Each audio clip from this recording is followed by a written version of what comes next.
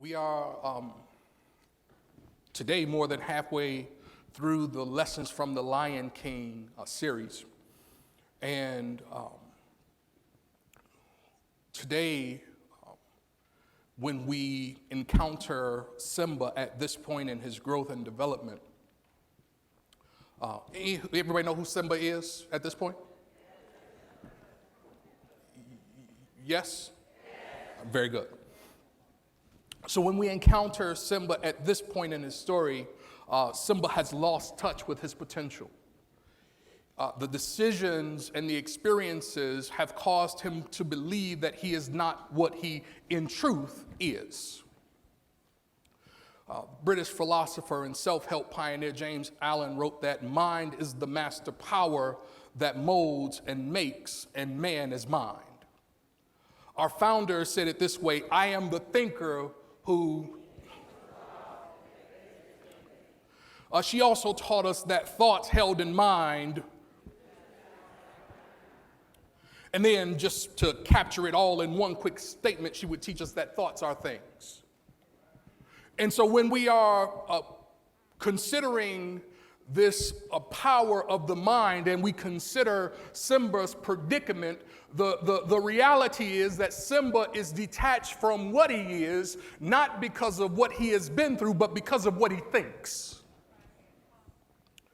I think, and therefore I can create an awesome experience. I think, and therefore I can create a hell of an experience. The opportunity that each and every one of us have, somebody say each and every one of us, the opportunity that each and every one of us have is to be proactive in creating a life we absolutely love, to be proactive in creating a life that works for us. It is nobody else's responsibility to create a life that works for you. And because God is so good, God gave you the primary tool that you and I would need, Earl, in order to be able to create that life, and that tool is the way we think. Are you with me? Any real bit whist or spades or poker player can tell you that it only really takes 7 ordinary imperfect shuffles to thoroughly mix up a deck of cards. Like Simba, how many ordinary, imperfect decisions have gone into thoroughly mixing up your story and hijacking your results and impacting your ability to create an experience you desire? How many times did you shuffle that thought in your head before it created an experience that didn't work for you? How many times did you tell yourself that you were what you were going through when really what you were going through was only intended to help you realize who you are? Life is decision driven, and wealth is the product of our capacity to think.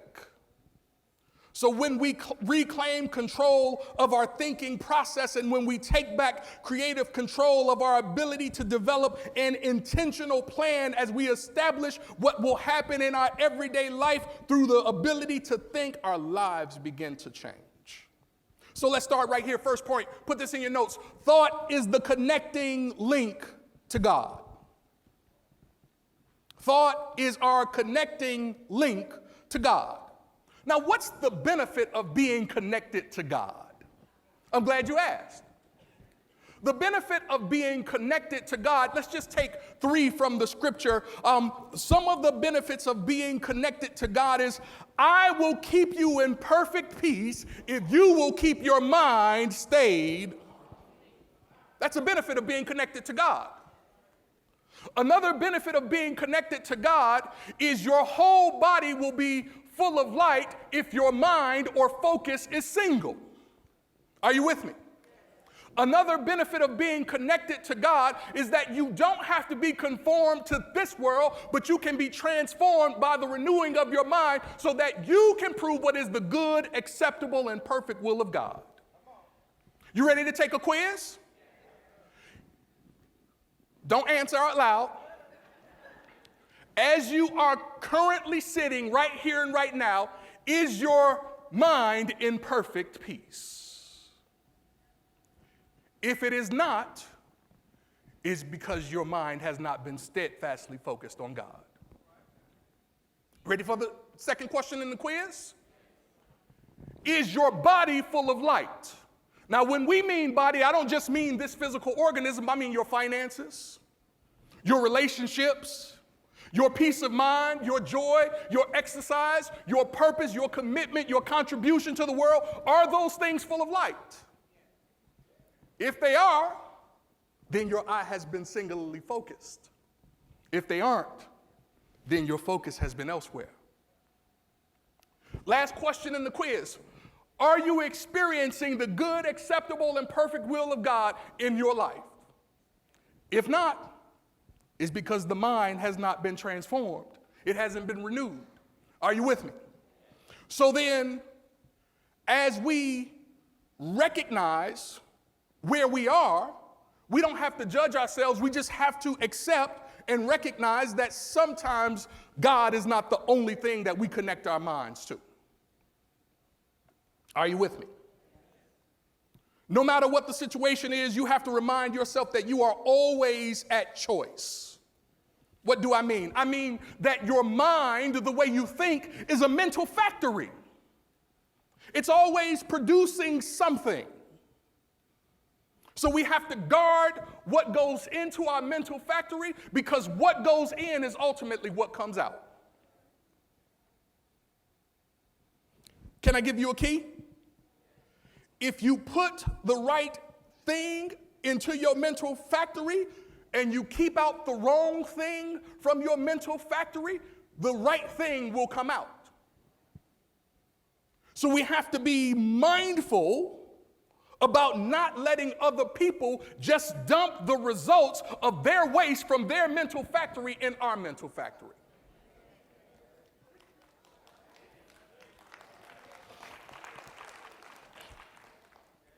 My grandmother would say it to me this way.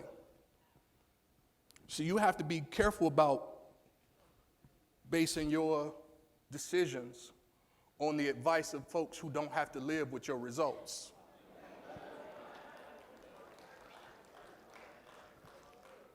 See, because whether we know it or not, every second, somebody say every second, whether we know it or not, every second, somebody say every second, whether we know it or not, every second, somebody say every second, every second of our existence, we are acting as human magnets.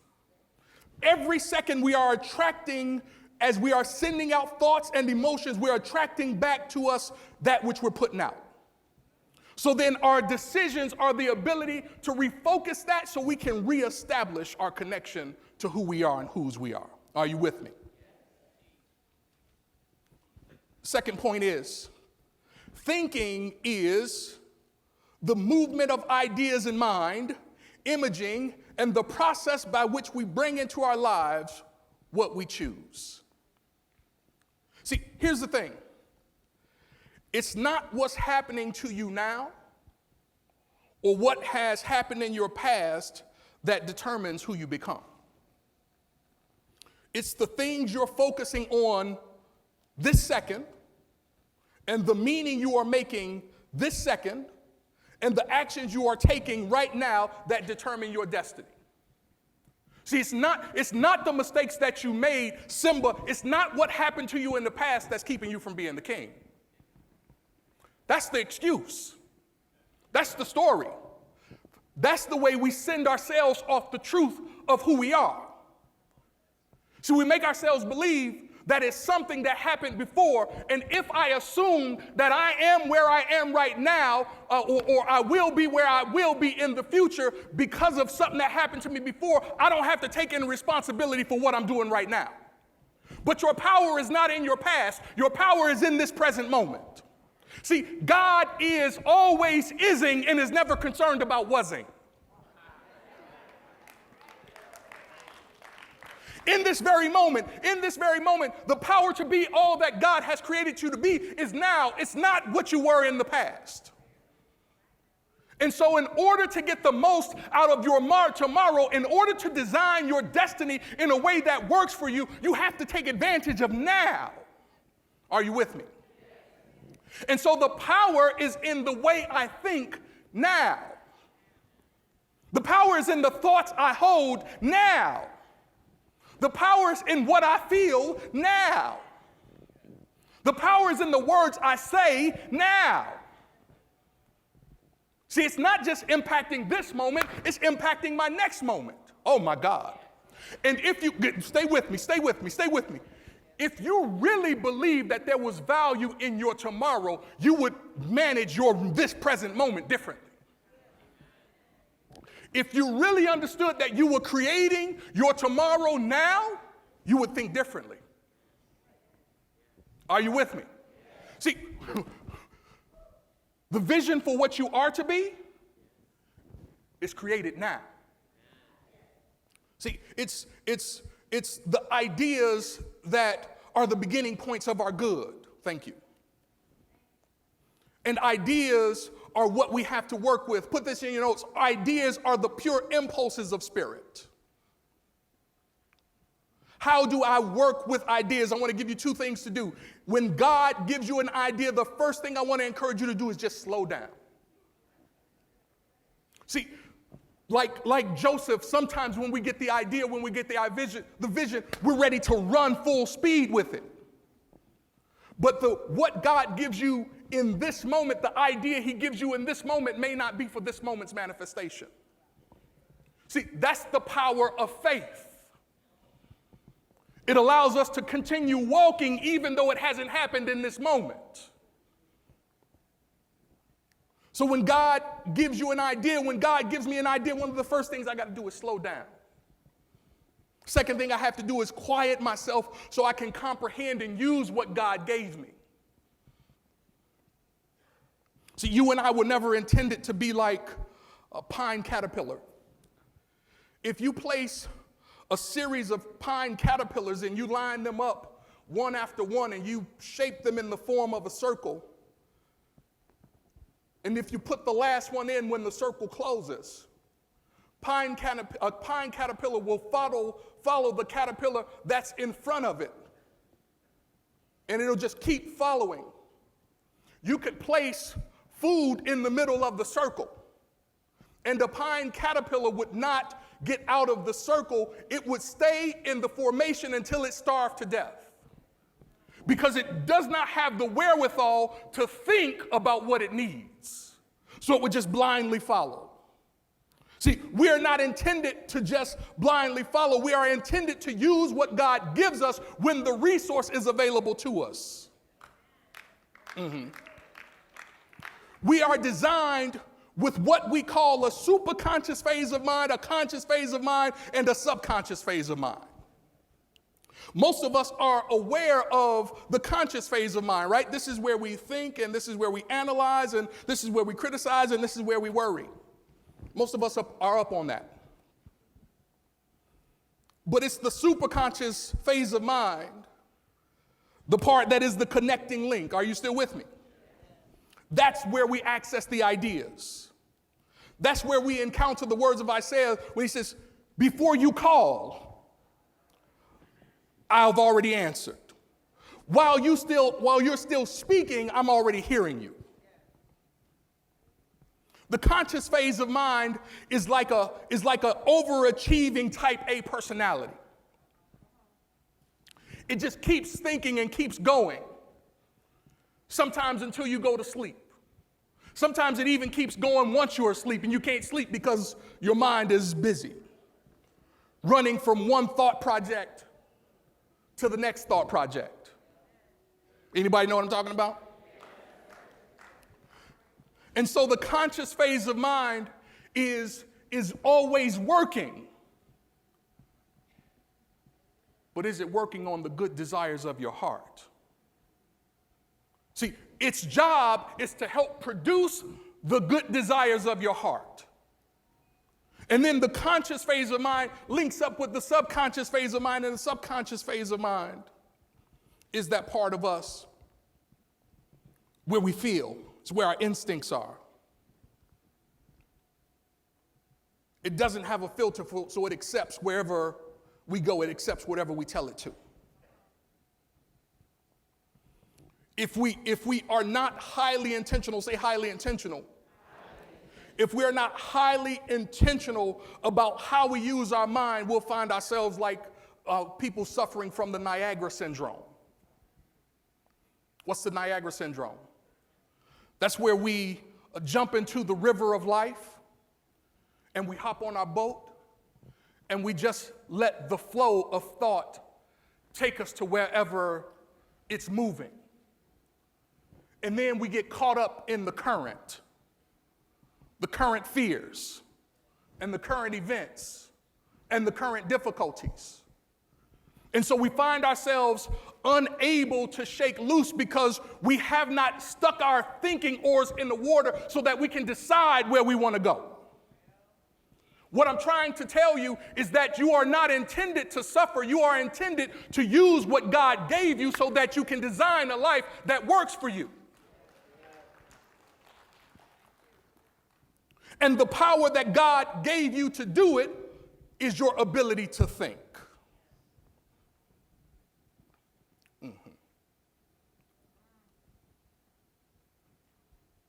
See, a lot of us don't mind working hard,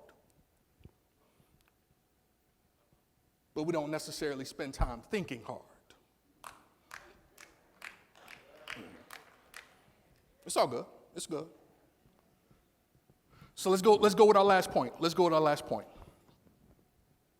So in order to design a life that works for us, in order to reclaim our position as the heir of God, in order to come into the truth of ourselves about whether or not we're a king. See, the only question, the only reason Simba is not sure is because his experiences have suggested that he is something other than he is. So to the Simba who's here, one of the last things you got to do, young Simba, is you got to change your false beliefs about yourself. How do you change a false belief? First thing you have to do is you have to direct your thoughts to principle. Now, when I say direct my thoughts to principle, I mean insist on meeting the belief at the level of principle. See, we all have to do two things in order to insist on principle. We have to resist and we have to persist. Are you with me? If you're going to resist or persist so that you can insist on principle, you don't have to do it all at one time. Can I tell you how you do it? You do it 1 second at a time. Are you with me? You have to just be able to deny the belief, whatever it's trying to make you believe about yourself, just 1 second at a time. So you don't have to change everything about the way you think in one flash. You can just do it 1 second at a time. If you can persist in resisting whatever the noise is telling you about yourself, if you can just do it for a second, we can do anything for a second. If you can just push it back for a second when it tells you that you are not worthy, if just for a second you can say that I am a child of God in whom he is well pleased, if you can just convince yourself just for a second, you don't have to buy the whole story, but if just for a second you can push back on it. Here is what you will find. If you can do it for 1 second, you can connect that same stream of thought to the next second. If you can just do it for a second, you can in the moment begin to interrupt the current. How do you regain control of your emotions? You tell yourself in just 1 second, my emotions don't control me, I control my emotions. You don't get to dictate how I feel. I am the thinker who thinks the thought that makes the thing. I control what's happening in me. But look, you only have to do it for a second. If you can do it for just 1 second, and if you can connect that second to a second.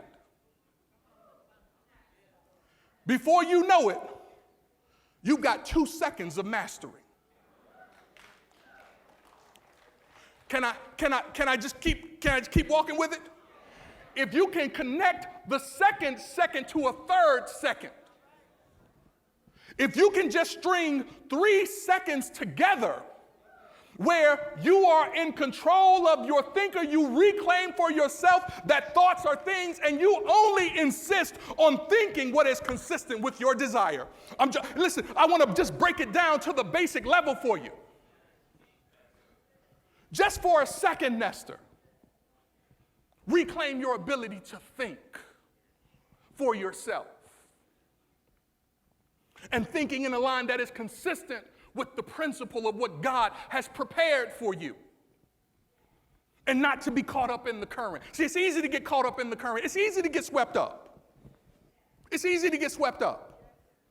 It's easy to get swept up. Can I tell you how you get swept up? You just spend a second paying attention to something that's inconsistent with what you want. See, it only takes a second. And watch this. Generally speaking, Hazel, we'll connect that second to another second. And then we just kind of unconsciously connect that second to another second.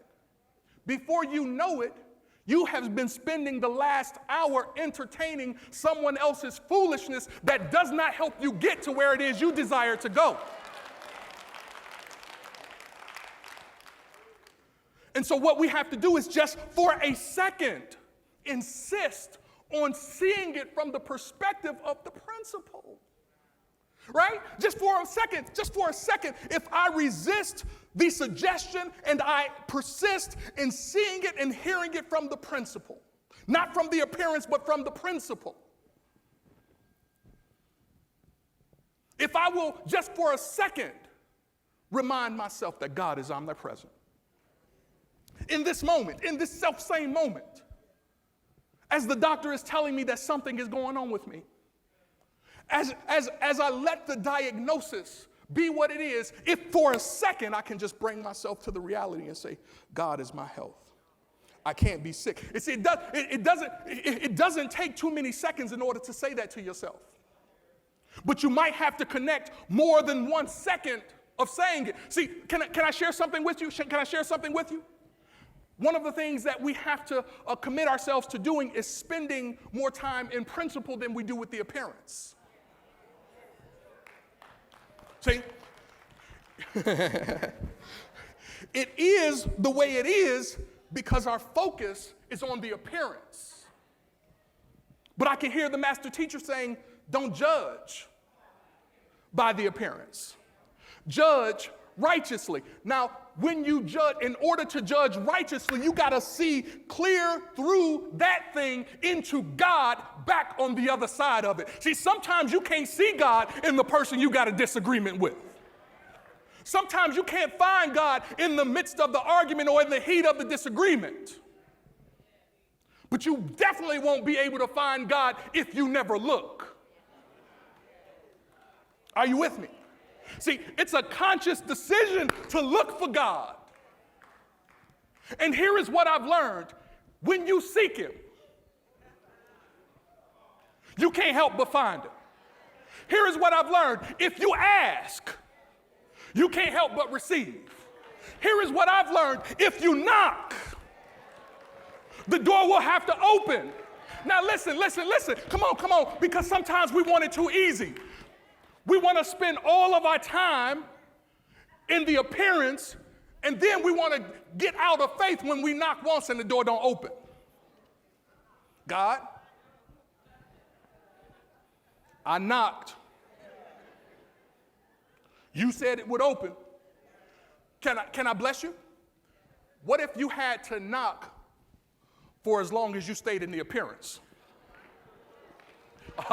What if you had to pray for as long as you gossiped? Come on, give it to me. I know. And watch this, watch this, watch this, watch this. Here is the beauty of God. If you think the bill is high for doing it, if you think the bill is high for gossip, if you think gossiping about somebody's stuff takes you off track, wait until you get the bill for not putting that attention on God. Because the promise is that your peace is connected to your ability to stay steadfastly focused. You want more peace? Keep your thoughts on Him. You want more joy? Keep your thoughts on Him. You want more abundance? Keep your thoughts on Him. You want better people around you? Keep your thoughts on Him. See, when you keep your thoughts on Him, it begins to help your mind vibrate at a different level. See, there are some people that you'll never be in the same space with because their vibration and your vibration are just off. And there are some people that you never have to leave because their vibration and your vibration are just off. There just is no synchronicity between you. Because your mind is one place and their mind is another. Are you with me? So the opportunity, the power is in our ability to focus our thinking on the only thing that matters. Come on, talk to me. Focus your attention on the same thing that brought you through before. Focus your attention on the thing that got you through when your parents couldn't do what they were supposed to do. Focus your attention on the thing that got you through when your spouse couldn't be honest when you needed them to be honest. Focus your attention on the thing that gets you through when your children seem like they just losing their mind for no reason. Focus your attention on God. He is the same yesterday, today, and forevermore. Are you with me?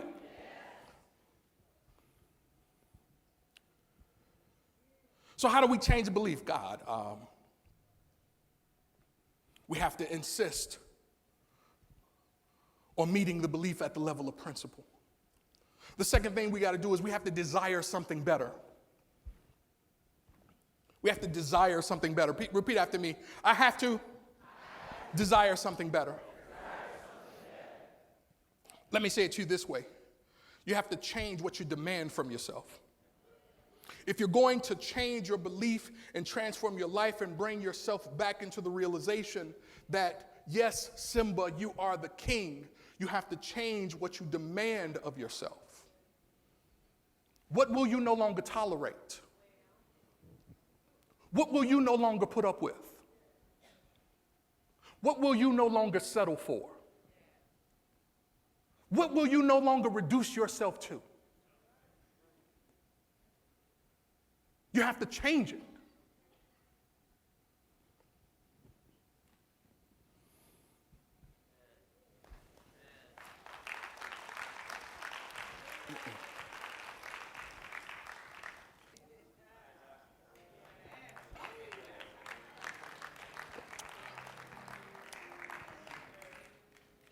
This glass represents our souls. Some of us see it as half empty. Some of us see it as half full. Some of us see it as full completely, some with water, some with air. But here's what the glass symbolizes for me. It symbolizes my capacity to receive the good that already is. It symbolizes my ability to think in accord with the principle. Now, God can't help but be what God is, and that's good. But God cannot give me more than I have the capacity to receive. And so if my thinking is limited to the capacity of this container, doesn't matter how much I go to church, doesn't matter how many classes I take, doesn't matter how good a person I am, doesn't matter how good a parent I am, if I will not do the things that allow my capacity to be expanded, I can only experience the portion of good that I can hold. But when my mind is expanded, when my thinking stretches out, when my soul opens up, what I learn is that God is not limited to this, because I can literally have all that is, but I have to have the capacity to receive it.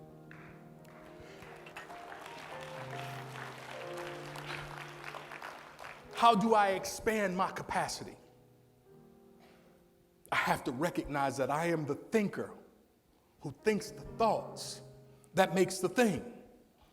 I have to understand how to think thoughts, because thoughts held in mind produce after their kind. I have to expand my capacity to understand and realize that thoughts become things. And so if the question is, are you an heir? If the question is, are you the king? Or in some cases, if the question is, are you the queen? The answer is unequivocally yes. But the only other question is, who do you say